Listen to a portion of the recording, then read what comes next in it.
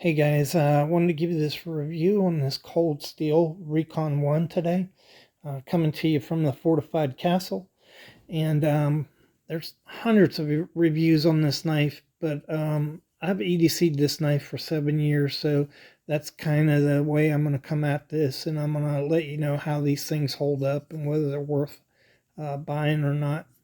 So let's talk about the specifics first.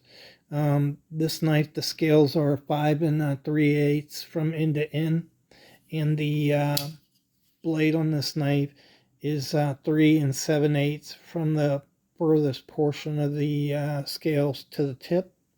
Overall, the knife is 9.5 inches long, so this is a bruiser of a knife, and it weighs 5.4 ounces though, so kudos to Cold Steel. It's really a fairly lightweight, large folder um, that doesn't really feel heavy or burdensome in your pocket.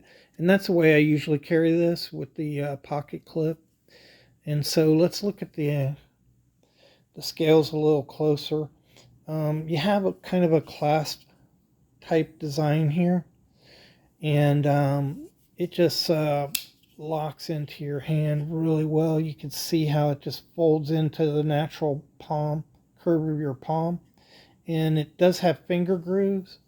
My hands are medium large, so on the large side of medium, but they fit in there just fine. And you can see you have extra room at each end, so if you have really big hands, this knife you can handle this knife.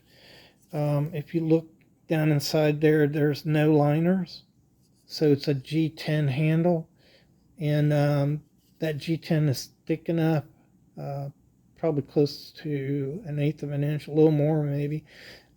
It's just fine. It's really strong. I've batoned with this knife before, uh, so you don't have to worry about those breaking with no liners. Um, when this first knife came out, it was so aggressively textured that there was a lot of controversy about it. A lot of guys said it was hurting their hand, and you could just grasp it like this, and and it'd leave impressions on your hand. And right here, where you open the knife at the thumb stud, pushing out like that would just really scrape the skin on your hand. Um, but a reviewer I like a lot, nothing fancy, said just sand this down, and that's what I did. You can see the mark there, and I've had no problems with this knife. And I'll tell you the wisdom about this aggressive texturing that a lot of people complained about is right now it's perfect. This thing still really grips your hand well, whether it's wet, cold, doesn't matter. But when you look at this knife on Ontario Rat 1, you can see the texturing on there.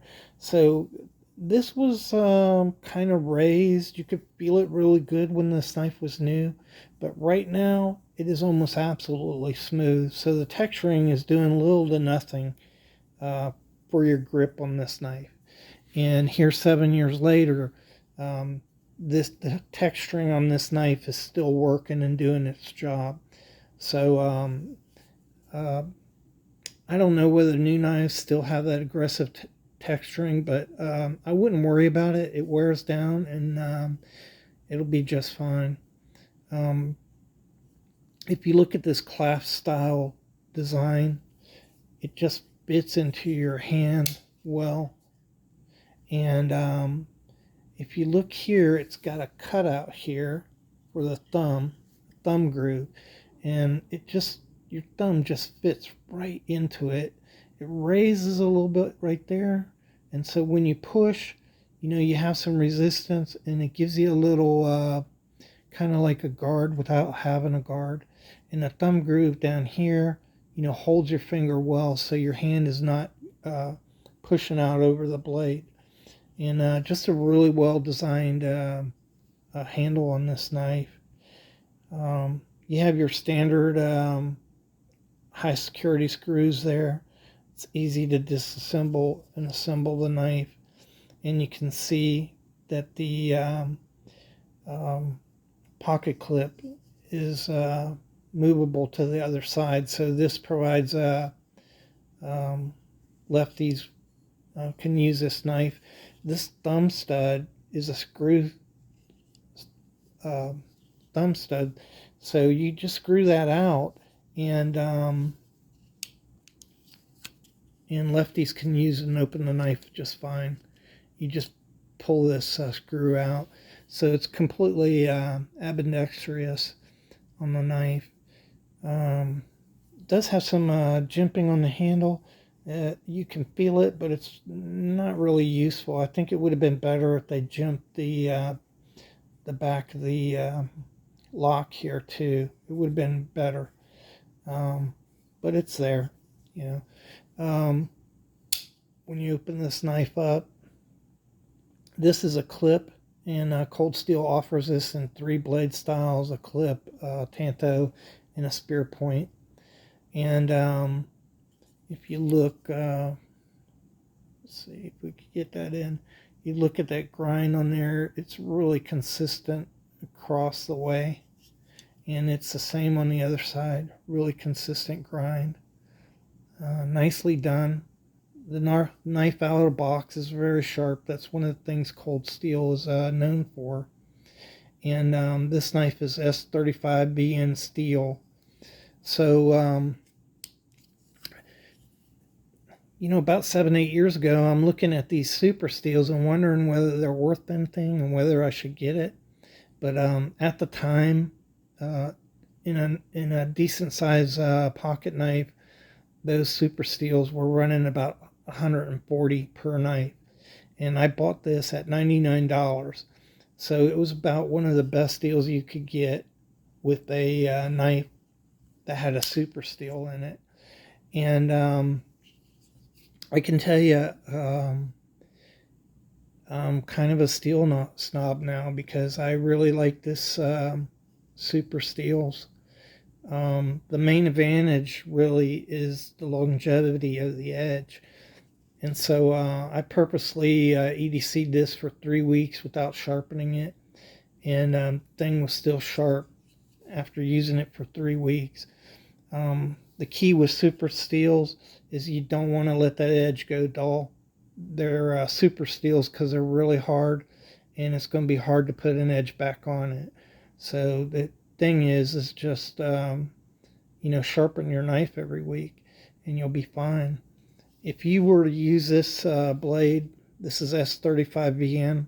If you were to use that hard, like you cut cardboard all day, all week long, or say you were in a trade, a plumber, or in landscaping, cutting corrugated plastic, you can go all week without sharpening that blade. It'll last that long, and it'll be sharp at the end of the week, but you should go ahead and sharpen it up so it doesn't go dull on you. And I'll show you something here. If you look, I think you can see it. You see the grooves on that blade?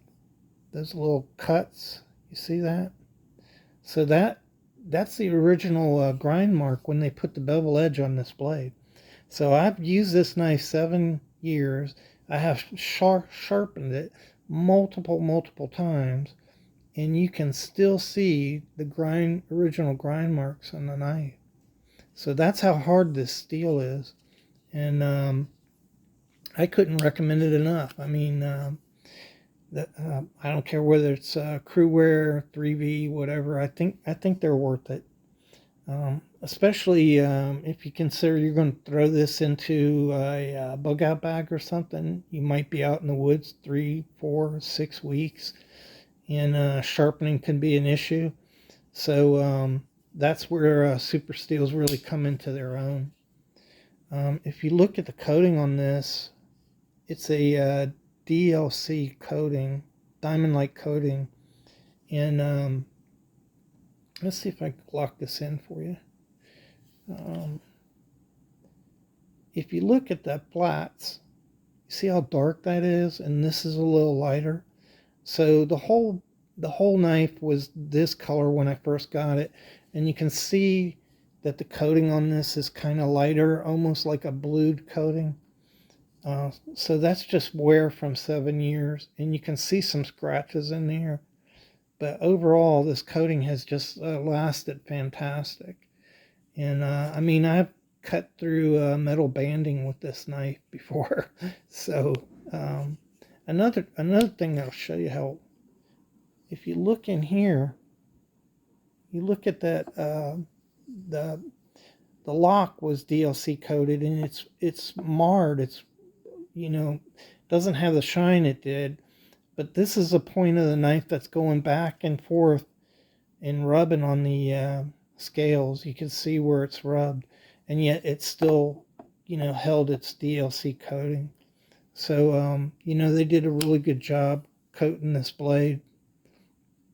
And these are really good knives.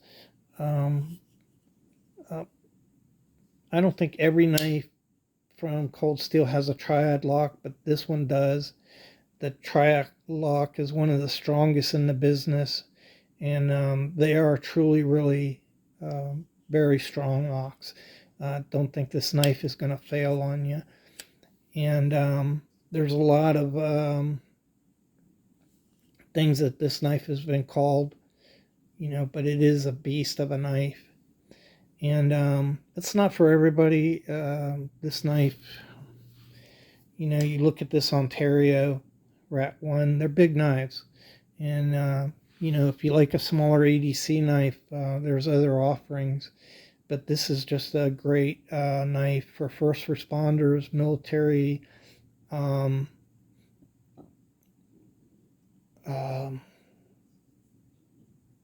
search and rescue. And, it's good for you if you just want a good rugged knife to EDC. Cold Steel started with Lim Thompson in 1980. Recently, it was bought out by GSM Outdoors. I think that was a couple of years ago. And I went on the website. It looks like they're doing really good things with Cold Steel. So I don't think we have to worry about the things we like about Cold Steel going away. This is aluminum back on here, and it's held up well too. Nice little lanyard hole if you want to put a lanyard on it. Just a fantastic knife. The thing about these Cold Steel knives,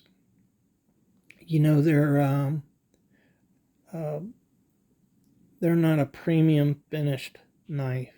Okay, so it's a rudimentary finish on these knives, but they're not meant to be put in a display case and adored. They're meant to be hard used, and so that doesn't bother me at all. That they're not highly finished. It's just a really good EDC knife, and they have other offerings if you want a smaller knife. But I looked at Blade HQ just a couple days ago. They were $103 from Blade HQ. So that's not much more than what I paid for it. And I've looked at other knives. A lot of the knives are selling up in the $180 range now that have super steels in them. So this is still a real bargain for the money that you pay for them.